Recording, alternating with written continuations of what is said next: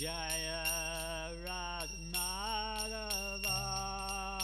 Kunja Vihari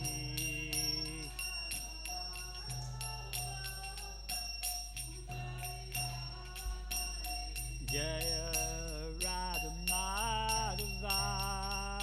Kunja Vihari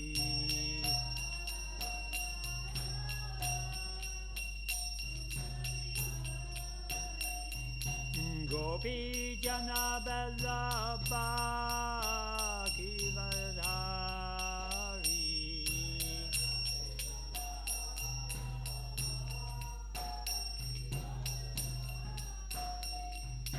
Gopi Jana Vallabha Giridhari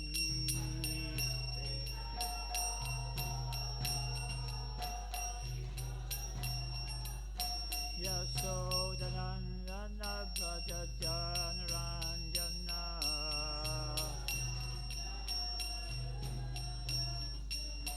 Yamuna Tira Vanachari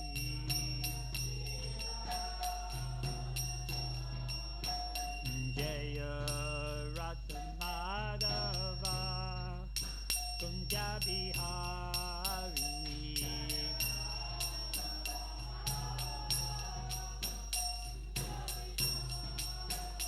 Jaya Radha Madhava Kunja Bihari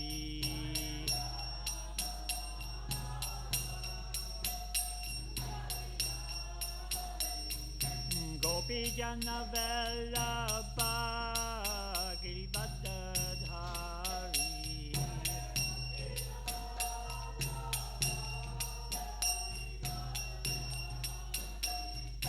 Gopi Jana Vallabha Giridhari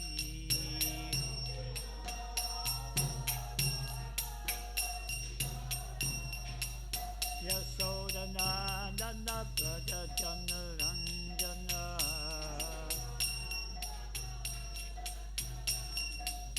Yasodhanandana Brajajana Ranjana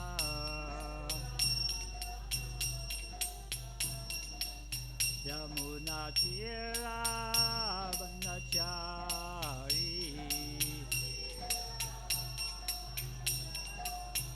Jaya Radha Madhava Kunja Vihari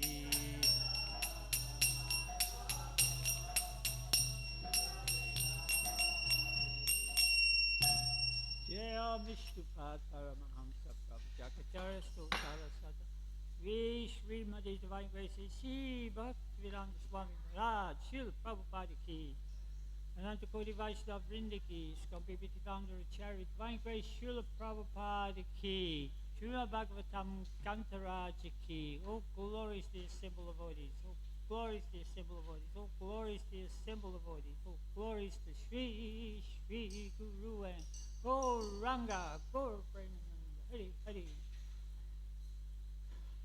Om Namo Bhagavate Vasudevaya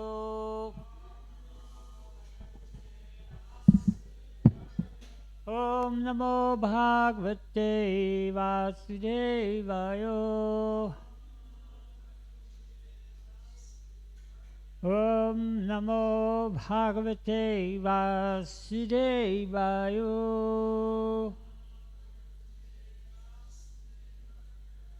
Srimad Bhagavatam, Canto 3, Chapter 13, Text 27, chapters entitled The Appearance of Lord Varaha.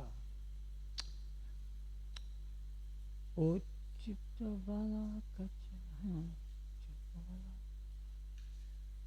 Uchiptavala kacharo katara Sata vidunvan kararoma satvak Kurahata brasita damstra iksha Jyotir babhase bhagavan mahadra. This is not an easy one. Utshiptavala kacharakatora Sata vidunvan kararoma satvak Kurahata brasita damstra iksha Jyotir babase bhagavan mahidra Okshiptavala kacharakatora Sata vidunvan kararoma satvak Kurahata brasita damstra iksha Yotir babase bhagavan mahidra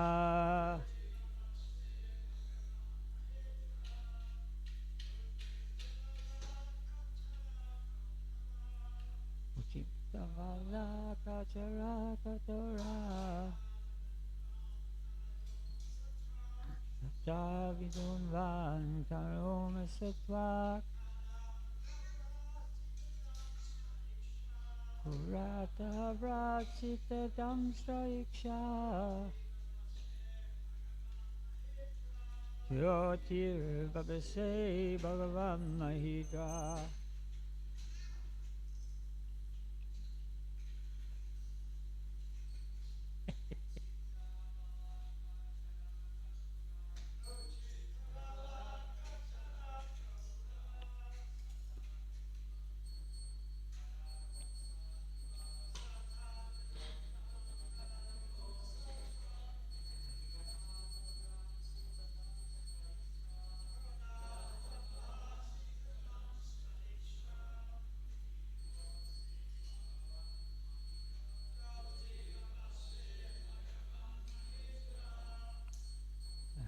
Mataji, Kumbi.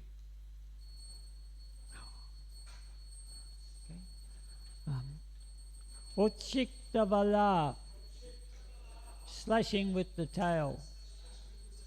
Kachara, in the sky. Katora, very hard. Sata, hairs on the shoulder. Vidunvan, quivering. Kara, sharp. Rom shatwak, skin full of hairs. Kura ahata, struck by the hooves.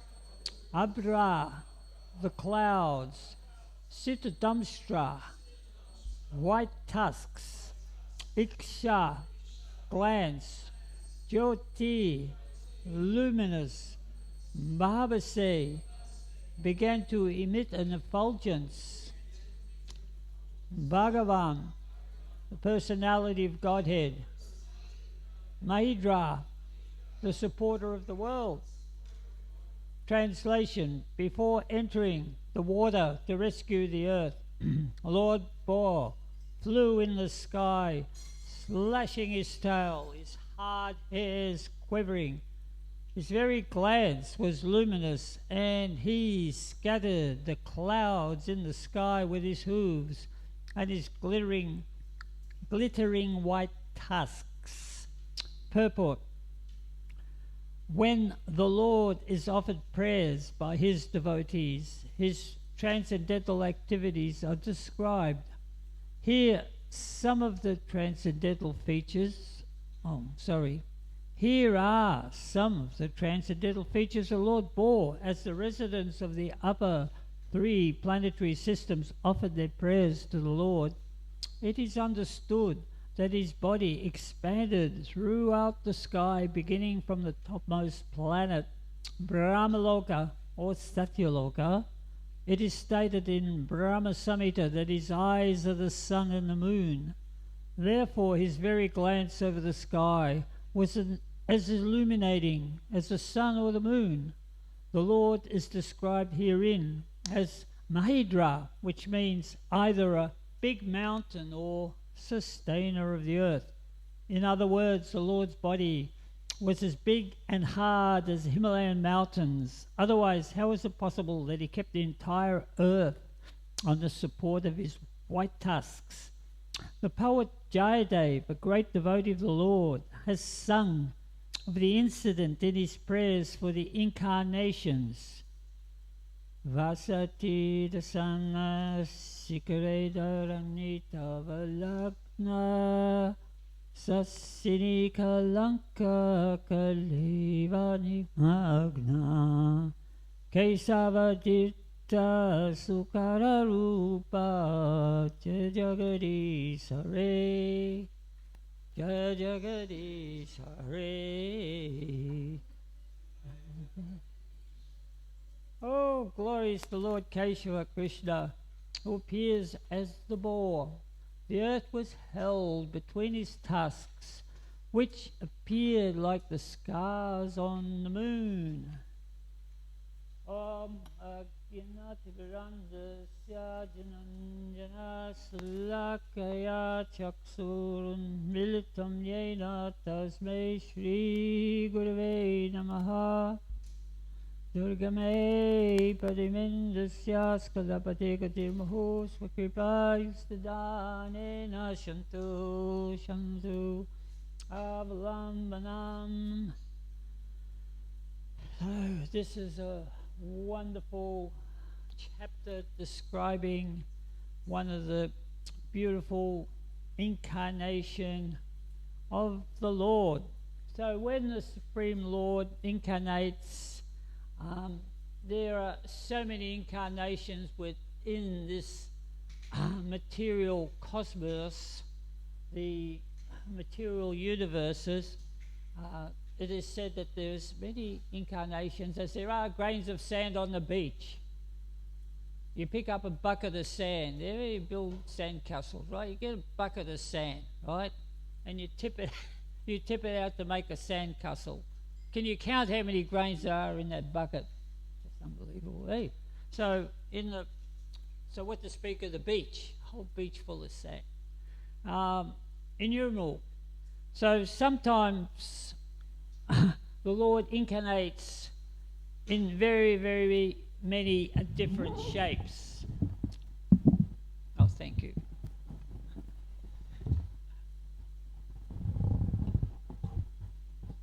Okay, we good now? Gonna put it down. So, Lord sometimes incarnates in the form of a human being. Sometimes as a man, sometimes as a woman. Such as Mohini Murti. And sometimes the Lord incarnates as half animal, half human being. So we all know Lord Nrsimhadev. And also Hayagriva. Who was Hayagriva? Horse incarnation. Half man, half horse. Yeah. And sometimes as a fish. So other times completely as an animal. So when that occurs, he can come in any of the 8,400,000 species. He's unlimited. He just comes whichever Leela he chooses to perform. So we have different groupings of the reasons why the Lord comes in his different forms, such as Leela avatars. So Leela means pastime. So he comes to enjoy pastimes. Sometimes we say we're going to have a Leela and we're all going to go down the beach, but that's, in one sense, it's really, sometimes it's good to go to the ocean. Lord Caitanya recommends that the ocean is a very auspicious place to swim in, but I don't know if we like to call it Leela, because we usually leave that name for the Lord's wonderful transcendental pastimes. So we just go there to enjoy in Krishna consciousness. So there's the Leela avatar, the Manvantar, so there's the different Manu's incarnations, the Guna avatars, the ones that come in according to the different modes, such as Lord Brahma, Lord Vishnu and Lord Shiva, the three gunas. And there's Yuga avatars described in the Shastras, that there's the red, white, black avatars in the different yugas. I'm not quite sure whether Kalki is Yuga avatar or is a Leela incarnation. Leela incarnation. And then we have the Shaktavesh, which is the empowered living entity, not necessarily Supreme Lord, but he's been empowered by the Supreme Lord to perform wonderful feats, just as Prithu Maharaj in the 4th canto. We're going to read about him in the next canto. And then there's the Purusha avatars, the ones who, the expansions of Lord Krishna, such as Mahavishnu, Garbhodaksa Vishnu, Chiradaksa Vishnu. So, different groups. Today we are specifically dealing with the Lord as an avatar in the shape of an animal described. So he's described as a Leela avatar, pastime. So when the Lord appears as an animal, it's not like an ordinary animal. Just for instance, when the Lord appeared as Kurma, what animal was Kurma? Tortoise. So he was gigantic. He was able to come and support Mount Meru. So Mount Meru is the center of Jambudvip. This is, we cannot see it with our mortal eyes, but it exists. It just goes way up throughout the universe from this Bhumandala, this planetary system. And on top of Mount Meru, all the residents of the demigods are there. So it's huge. Actually, it wasn't Mount Meru, was it? It was Mount Sumeru, which is also another very huge mountain in Jambudvip. Huge. So he had that on his back because the demigods and the demons could use as a pivot to churn it with that Vasuki. So we won't go into that, but there was such a wonderful pastime that there were so many avatars that were there, so many incarnations of the Lord that helped facilitate that pastime so the demigods could extract that pot of nectar. But the purpose, Kurma's purpose for being there, that he was Leela, he wanted his back scratched. Of course, it fulfilled the function of helping the pastimes achieve their end, but it said that he was in raptures that his back was being scratched. So, itchy back. So, also within that pastime, we had so many other different incarnations. We can analyse them. We had a tutor, and he was in the human form that he kept the mountain steady because the mountain started to pivot, so he stayed on top of the mountain. We had Mohini, the female incarnation of the Lord who took the pot of nectar away from the demons, alluring them. We had Dambantari, another human incarnation, human form of the Lord. He was the avatar for medicine, of course, yes. And Lakshmi was there as well, and she's the wife of the Purusha avatar, Lord Vishnu, so they were all there. So now we talk about Lord Viraha. He came as a hog. So it's just described here that the boar, the hog, so we know them in India, the hogs are not very well looked upon. We see them sometimes in Vrindavan, and they were just there in their capacity to ferret through the drains with their snout and their tusks to look for meals, and they had a very keen sense of smell. If there's something that is decomposing, they will gobble it down. So it's not very what we say evolved animal in that particular sense. So the population in general avoids them. So we have the story in the Caitanya Caritamrita about one hunter. He was hunting in the forest and he got gored by a boar. So he was dying. It was a horrible death, being gored by the boar, this filthy creature, contaminated. And he's going, haram, haram, haram. How horrible, how horrible. And he went back to Godhead because he was chanting the names of the Lord. So anyway, so when the Lord appears as a Shukra, as a boar, in the form of a boar, he's considered sublimely beautiful, as described in this shloka here. He flew in the sky, slashing his tail, his hard hairs quivering, his very glance was luminous. So it's also said that his hairs, even the hairs on his body, normally if you see a hog, see pictures of a hog, they're real grisly and the hairs are really sort of rough and prickly, but the hairs on the body of Varaha incarnation defy the beauty of the heavenly planets. So Lord Boar was supremely attractive. And he appeared in that pastime, the Lord appeared as a boar in that pastime, so he could perform his Leela. So just like we said that the boar can sift out food with his tusks, so the Lord was able to pick up the earth planet in between his tusks, as it is said here, and hold it up. And to pick it up, he went down the bottom of the ocean and he was able to smell it out, because they have a real keen sense of smelling things. We know that when we go to India, well, this is, I keep people on their toes. We went to India in the early days. I must say that we didn't have toilets in Mayapur. We used to have a certain place where we used to go to relieve ourselves, and sometimes the boars would come there.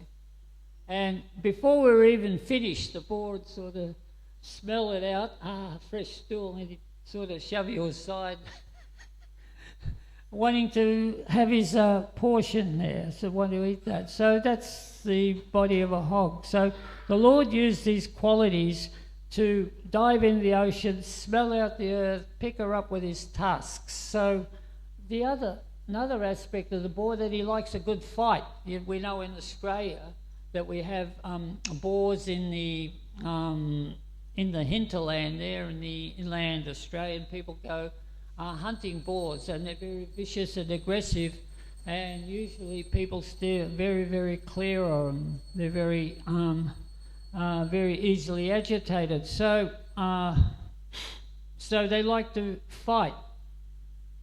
I've lost the place.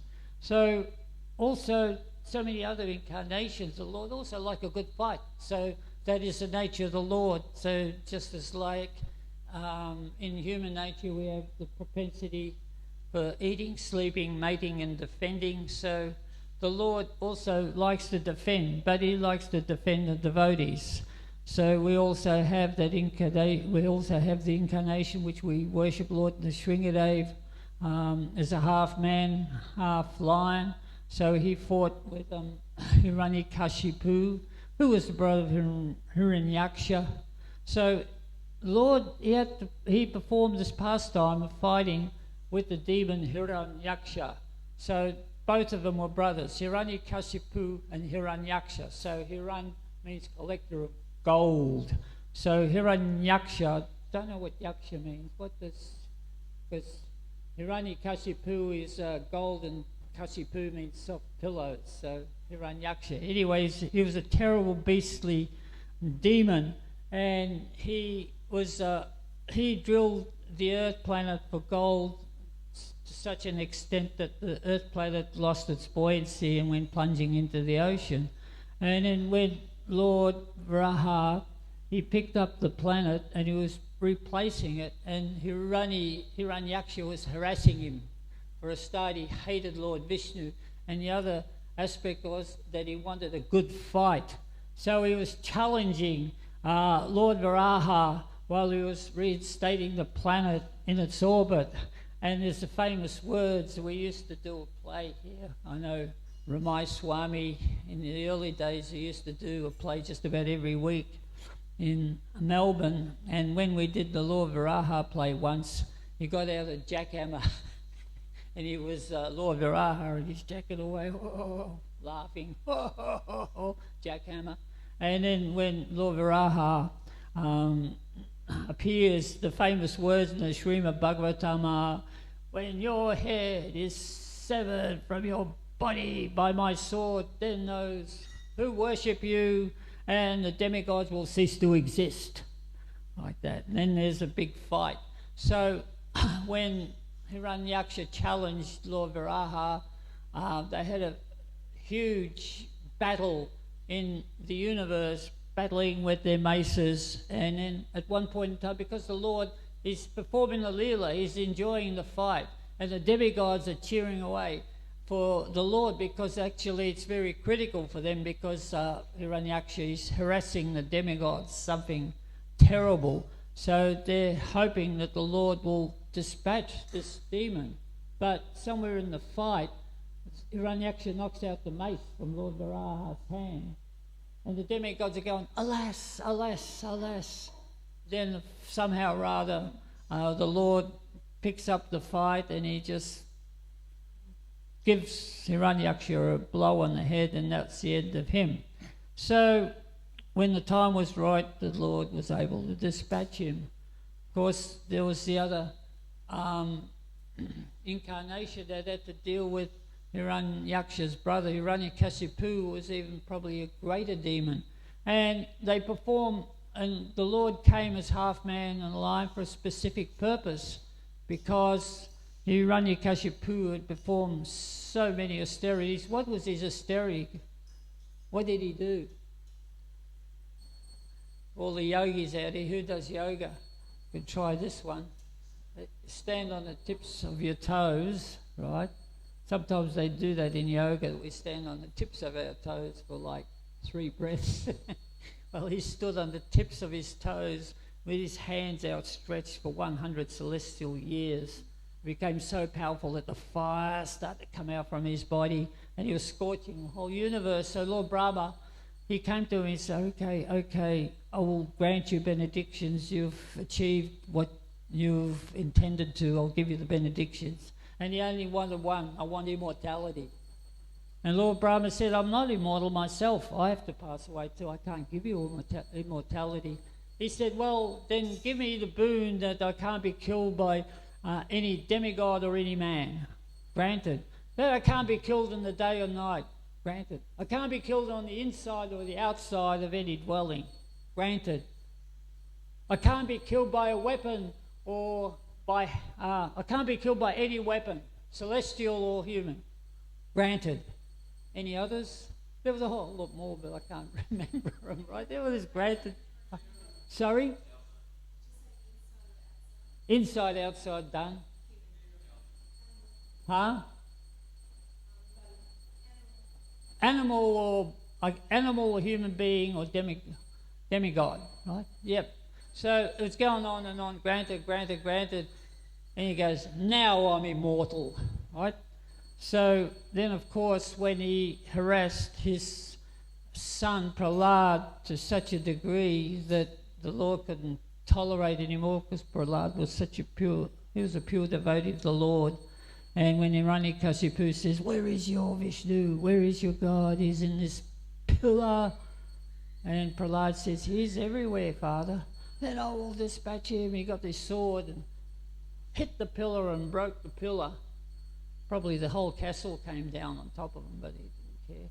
He wanted to get Lord Vishnu. So then, of course, this ferocious form of half man, half lion came, and they had this big battle, even though Hiranyakasipu was insignificant compared to the effulgence of the Lord and his strength and his many arms. Still he fought with him. And the Lord enjoyed the battle until finally he sat him on his lap and it pierced his intestines with his claws. So it wasn't a weapon, it was claws. That he wasn't a man or a beast, he was half man, half beast. and he killed him on the steps, so he wasn't inside or outside the palace, and he killed him at twilight, so the battle had to go on till twilight. So he fulfilled all his obligations. So that was the pastime of the Lord. So we have Paritranaya Sadhanam, so the Lord protects his devotees. So these demons also were set up in the sense that the Lord, they were so terrible that only the Lord could kill them, because he loves that pastime of chivalry and fighting. So other times the avatars are distinguished by their huge, gigantic forms.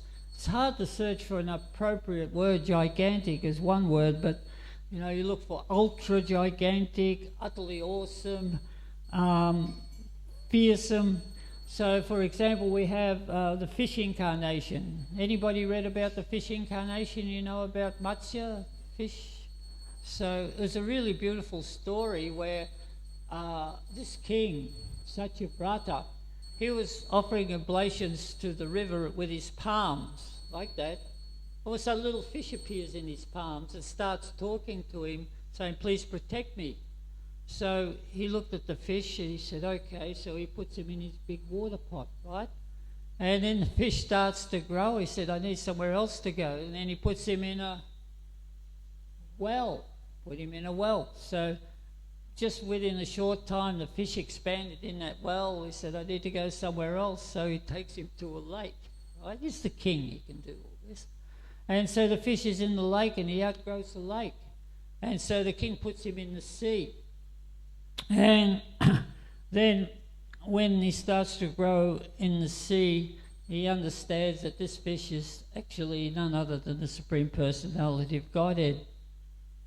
And he asked him to describe his incarnation. What is the purpose of your incarnation? And at that point in time, the fish explained to the king, fish which is Matsya, Lord Matsya, he explained to the king that there's going to be an inundation soon. So he, along with the rishis and the herbs and the seeds and other living entities, climb aboard a boat, and that would be attached to the fish's horn, and he would save them from the waters of the devastation. Does that story sound familiar to anyone? Yeah. So, of course, in due course of time, the inundation came, and a boat arrived, and the king and all the sages, they came aboard the boat, and the Lord took them across the waters of devastation. And it is said that actually the Lord kept expanding in his incarnation as a fish, and he grew to be 8 million miles large. Right? Stay with me on this, 8 million miles. What's the diameter of the universe? 2 billion, yeah, 2 billion miles. So we've got an 8 billion mile long fish, but he's swimming in the waters of devastation which span 2 billion miles. So it's a pastime. He's having a great time, just like one of the fish in the pond over here. They've got lots of water to swim around in, so it's a pastime. And of course he's got Satyavrata Muni, who's going to become the next Manvantar in his next life. So of course 2 billion, sometimes I get confused, because when Prabhupada wrote the Bhagavad Gita and the Bhagavatam, it was pre-1975. But then in 1975, a prolific thing happened that the Prime Minister of England deemed that 1 billion was 1,000 million, right? Before that, 1 billion was 1 million millions. So who knows? It's sort of, we can just postulate. Maybe it's been changed. So we just assume it's 2,000 billion. It's just a mental exercise, because all of this is beyond our imagination. But the fact of the matter is that Matsya, he turned this pastime of the world into a different dimension. So we also have, there was one very important point again, that the king and the sages, they were offering prayers to the Lord. And when they were offering prayers to the Lord, it said in the Bhagavatam that he taught them all the Vedic knowledge because he was sitting in the core of their hearts. So we know in the chapter 15, verse 15, Bhagavad Gita, Vidascha sarvemaham eva vedjo mata smriti jnanam apohanam cha, that I am seated in everyone's heart, and from me comes knowledge, remembrance, and forgetfulness. So that's the Lord instructing Satyavrata Muni. As I said, he will become the next Manvantara in the next age, Vaivashvata, I believe. So, of course, we have, as far as gigantic incarnations go, we have Lord Vamanadev, who also appeared for a Leela. He appeared as a small Brahmana boy. Why was he a small Brahmana boy? Because he was approaching the big demon, Bali Maharaj. And Bali Maharaj was in charge of the heavenly. He'd usurped King Indra from heaven, and he was king of heaven, but he wasn't meant to be. He was a demon. You have to have a demigod as a king of heaven, and nobody could move him. And the only thing about Bali, because he was the grandson of Prahlad Maharaj, great story, but he was respectful to Brahmanas. So Lord Vamadev came as a Brahmana. Immediately his spiritual master smelt something, saw something strange here, said, this could be Lord Vishnu, don't give him anything in charity. And he said, how can I not? He's a Brahmana. So King Bali was very respectful to Brahmanas. He said, what do you want? What is it? I'll give you anything you like. Such a beautiful boy is captivated. And the little boy says, I only want 3 steps of land. I said, what? 3 steps of land? You're such a small boy. What a silly request. I can give you anything. You're only wanting 3 steps of land? So he said, that's it, well, granted. So with the first step, he covered all the planetary systems up to Svarga Loka. He just expanded himself. He got the picture. And the second step, his toe extended to the edge of the universe. Edge of the universe, right? We postulate, how big is this universe? We still don't know. We don't believe the scientists, do we? 25 million light years away, whatever. They don't know. They can say anything. They have to say something, otherwise they won't get any money. So every month they come up with something different, right? Oh, we saw life on this galaxy here. It's only 4 billion light years away, but, you know, there's hope. So he pierced the covering of the universe, and the Ganga started coming down. So this is another gigantic incarnation of the Lord. There's a continuity here. So now we come to the Lord's incarnations, Varaha. So how was Lord Varaha born? We just read that, I think. From left nostril, right? So it is said that the Lord Varaha, he represents the Vedas too, because when Lord Brahma breathes, he breathes out the Vedas.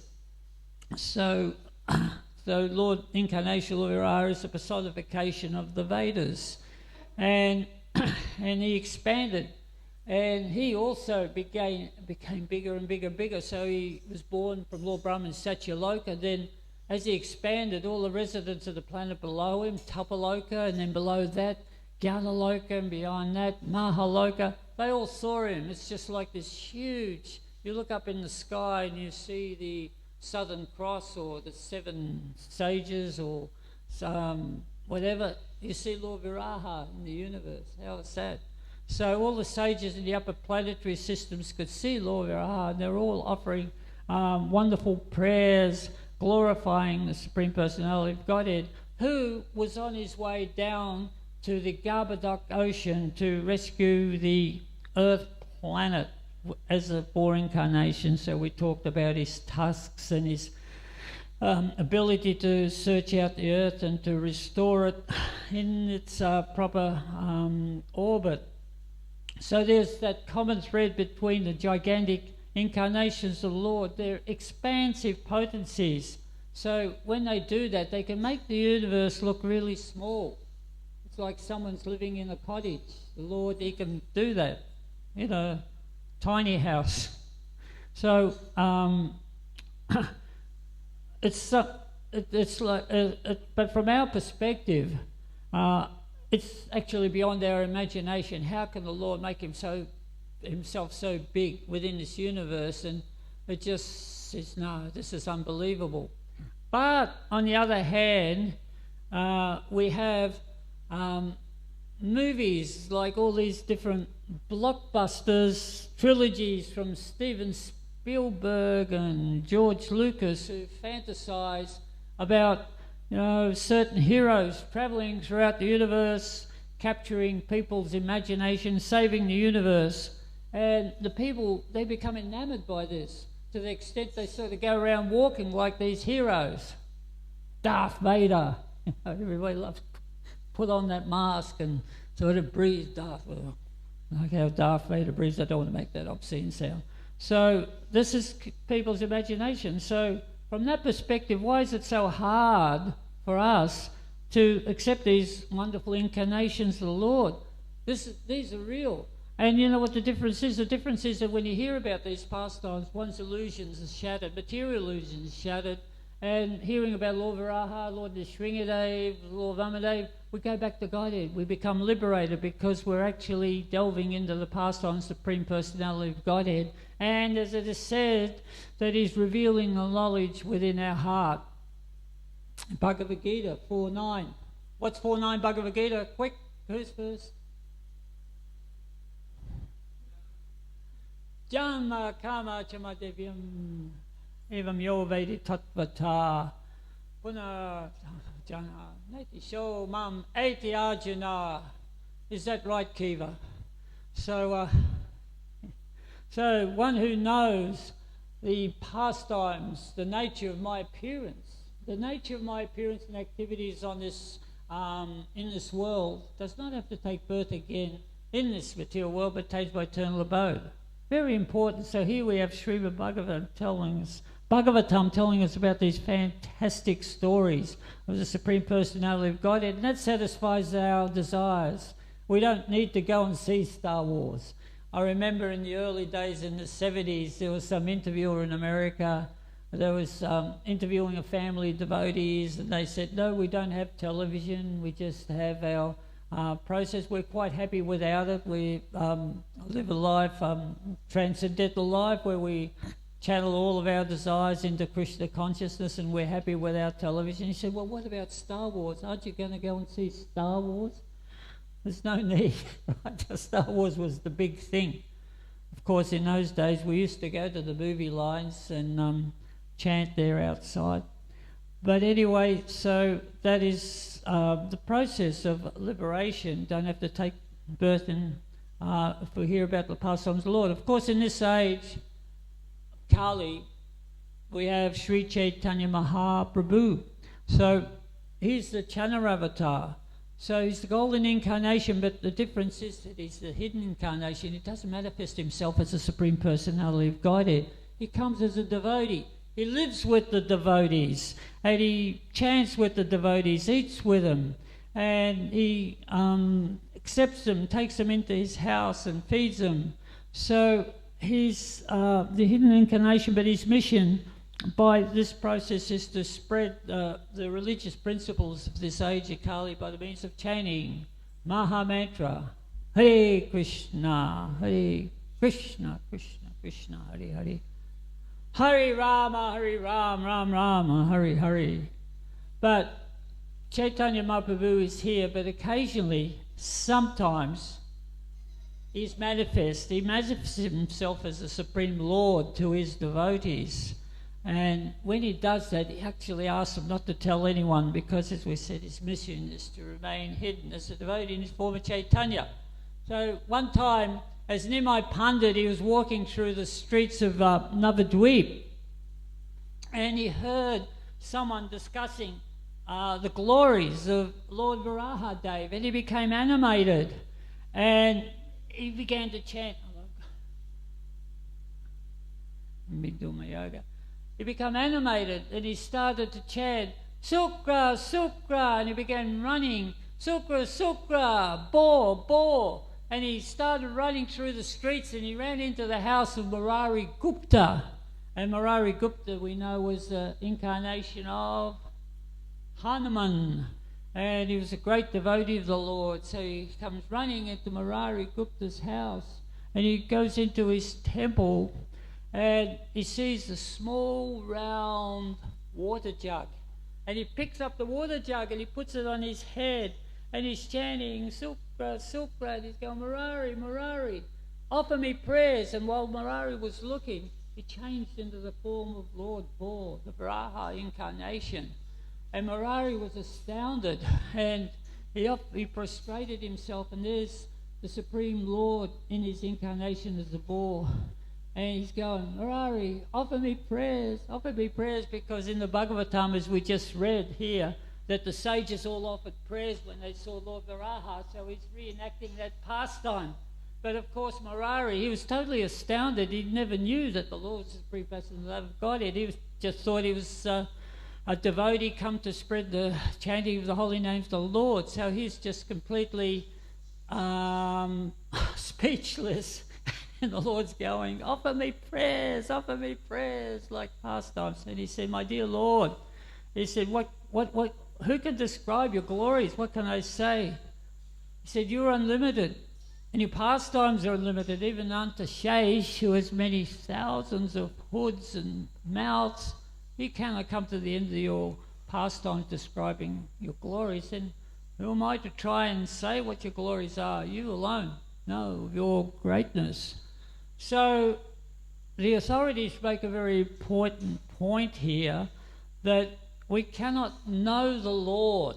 We can't arrive at the knowledge of the Supreme Lord by knowledge, by speculation, performance of yoga or austerities, unless the Lord actually reveals himself into the heart of the devotees. It's like the Srimad Bhagavatam says, Canto 1, Chapter 2, Text 7, Vasudeva Bhagavatam Bhakti Yoga Prayojita Jnana Asavairagyam Jnanam Chai Ja, the hate to come. By rendering service unto the Supreme Personality of Godhead, Lord Krishna, one immediately acquires causeless knowledge and detachment from this world. So this is the process of self-realization in this world. Bhakti Yoga, process of devotional service. And this is the process. Shravanam, Kirtanam, Vishnu Smaranam, Vandanam, Archanam, Padma, Sevanam, Dasham, and Atma Nivedanam. Atma Nivedanam is surrendering everything. 9 process of devotional service, and that is the path of perfection. Ki Jai. Thank you very much. Anybody have any questions or comments?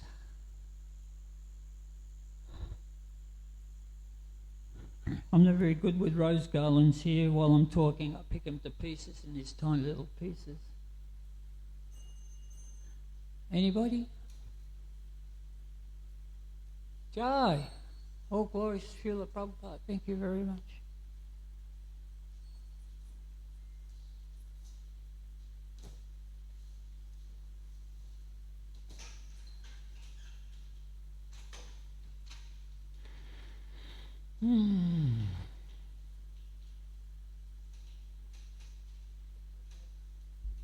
You all right? Yeah. No.